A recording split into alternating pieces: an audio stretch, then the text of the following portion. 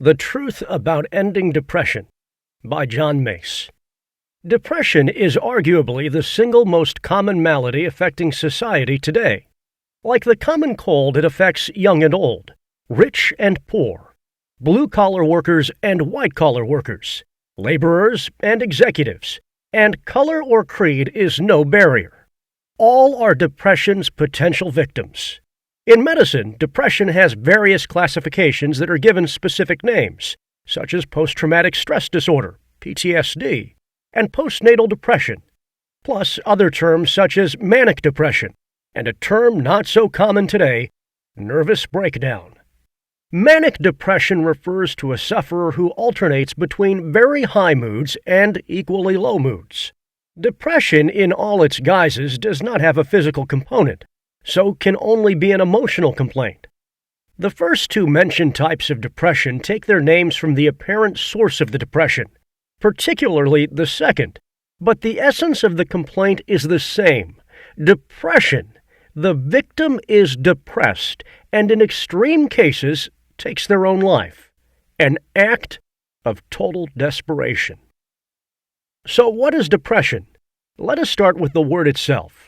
A depression is something that is lower than its surroundings, such as a depression in the road, or in meteorology, an area of low pressure, and in this instance obviously surrounded by areas of higher pressure.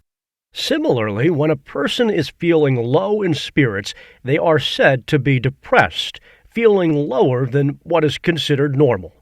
A common enough occurrence after disappointments and losses. But if the feeling becomes chronic, more or less permanent, medicine labels its victims as suffering from depression. Without going into specifics, the chronic depression sufferer experiences any and every type of emotion and attitude to life that is negative. So, the question, what is depression, will have to be left without a precise answer.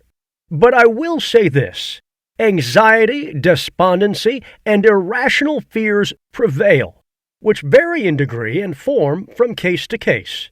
One person whom I helped felt that life is not worth living, and was so despondent as to be suicidal, whilst another just sat there in front of me and started to cry.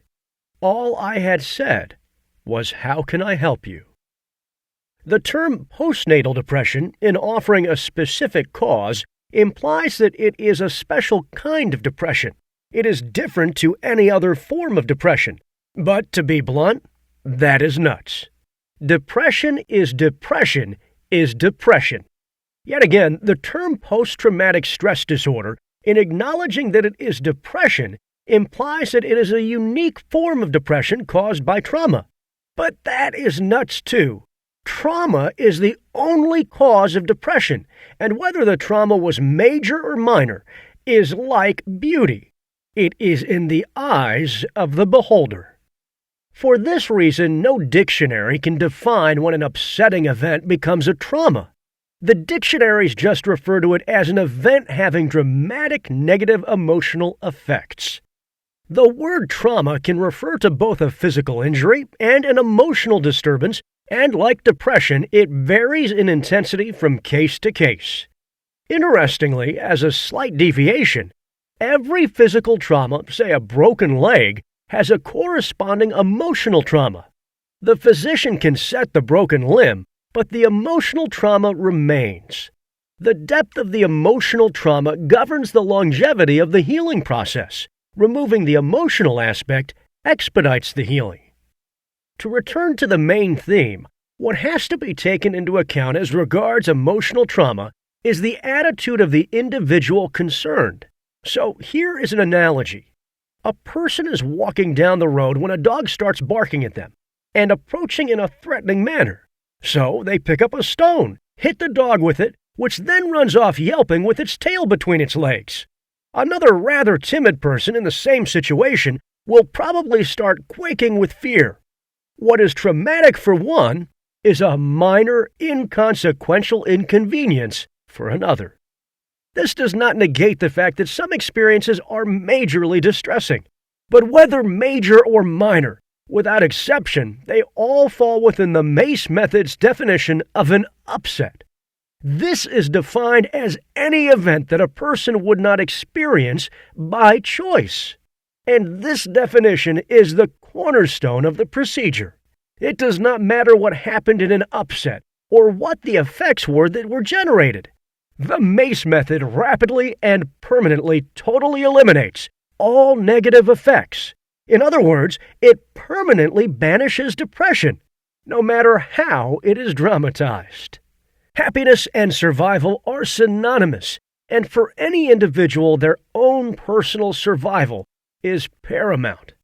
Causism has identified two vital laws of survival, and the very logical first law states no one will ever knowingly instigate anything which they know to be non-survival for them.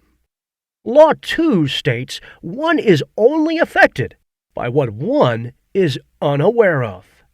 A person may remember some traumatic experience, but buried in their psyche are emotions from the experience that are hidden from recall.